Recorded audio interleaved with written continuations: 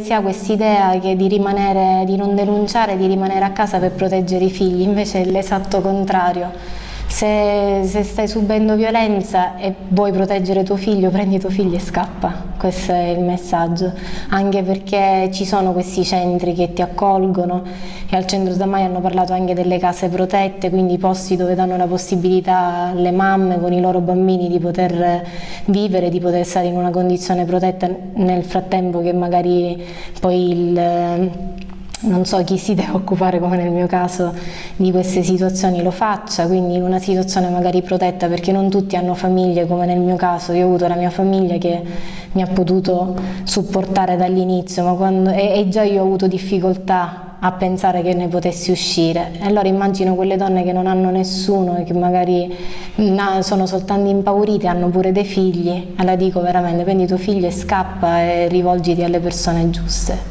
Per me è stato il centro Tamaia, un POS.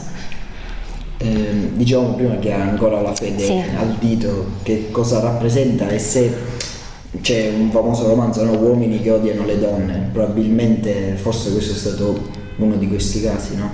Sì, diciamo che nonostante questi uomini dicono di amare, perché il paradosso è questo, non dicono di odiare, loro dicono di amare le loro donne, e che c'è quest'amore, si parla sempre di amore, ma poi nei fatti si subisce invece una violenza e c'è un odio che si riceve, che veramente la parola amore non dovrebbe essere nella bocca di queste persone. Sì, la fede, diciamo che non so perché ancora non l'ho tolta, perché la dovrei togliere, perché non ho motivo di tenerla, però c'è ancora questo senso di fedeltà non più alla persona ma all'idea di famiglia, forse anche per mio figlio, no?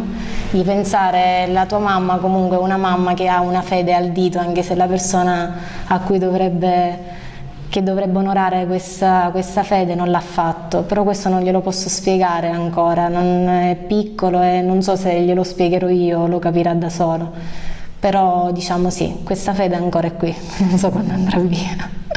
E come vede il futuro, e se ormai diciamo quel trucco che ha detto che si metteva per nascondere i lividi e quant'altro possiamo considerarlo ormai un ricordo?